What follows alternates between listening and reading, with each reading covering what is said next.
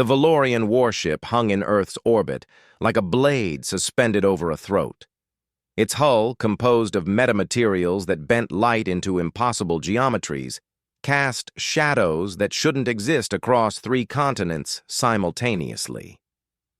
Jenny Chen stood in the command center of the International Defense Coordination Facility, her neural implant processing tactical data at 847 teraflops per second.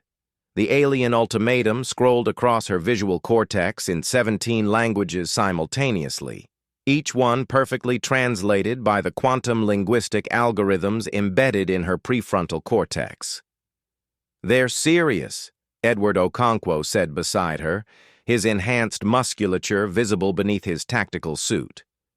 His own implants, military-grade combat augmentations earned during the Mars Rebellion, fed him threat assessments faster than any baseline human could comprehend. "They want our super soldiers.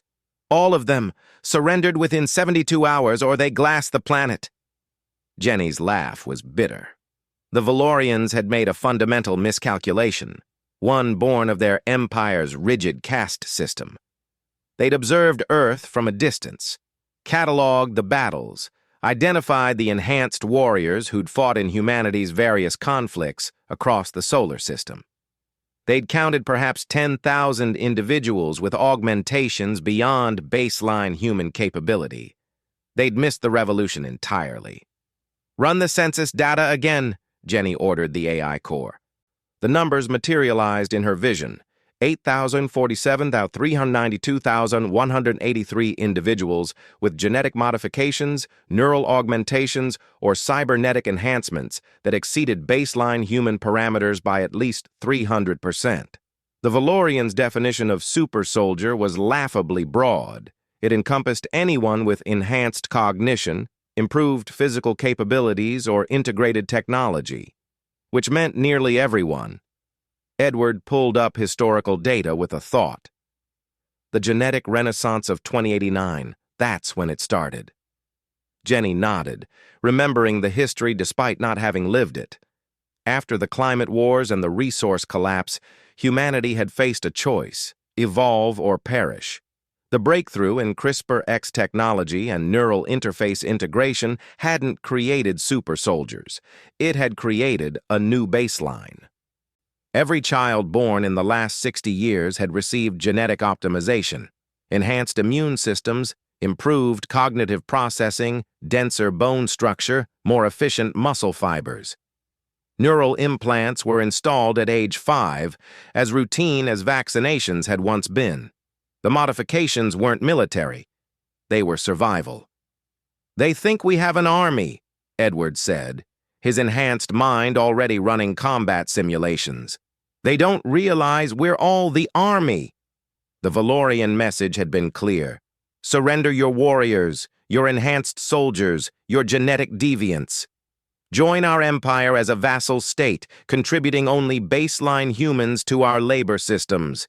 Keep your super soldiers and face extinction.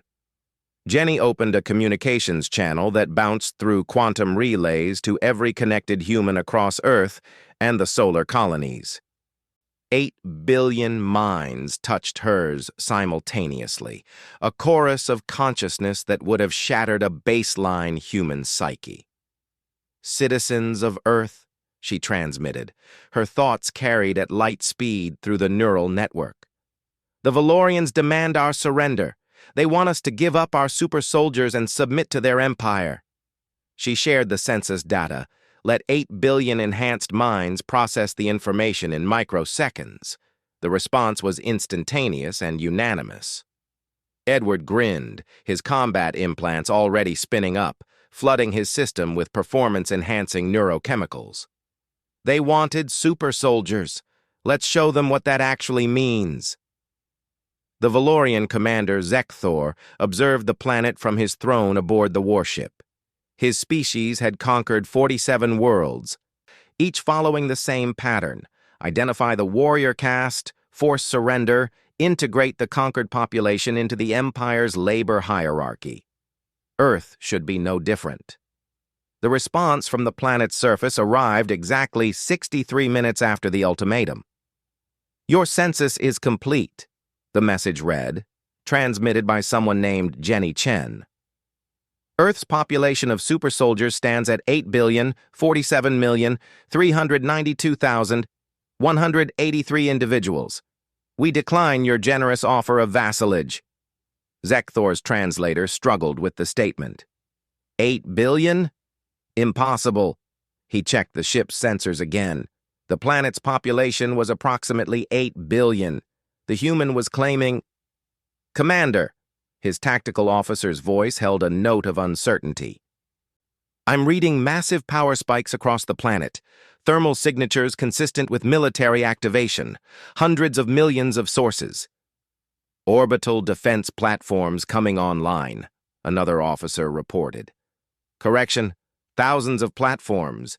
Previously dormant satellites are activating. They're everywhere." On Earth's surface, Jenny felt her body respond to the combat protocol. Her adrenal glands, modified to produce a cocktail of performance enhancers, flooded her system. Her muscle fibers, enhanced with carbon nanotube reinforcement, contracted with hydraulic efficiency. Her neural implant shifted into warfare mode, connecting her to the planetary defense grid. Beside her, Edward's cybernetic enhancements activated fully. His skeleton, reinforced with titanium graphene composite, could withstand forces that would pulverize baseline bone. His reaction time, already superhuman, accelerated to the point where the world around him seemed to slow. But they weren't special.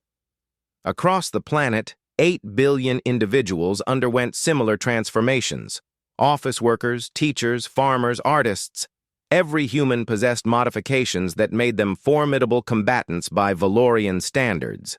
The lunar railgun batteries, maintained by civilian colonists with enhanced strength and radiation resistance, locked onto the Valorian warship. Mars Colony's defense fleet, crewed by humans with enhanced G-force tolerance and vacuum adaptation, began acceleration toward Earth. Jenny opened a final channel to the Valorian commander. "You made a crucial error," she transmitted. "You assumed supersoldier was a profession. For us, it's a species designation.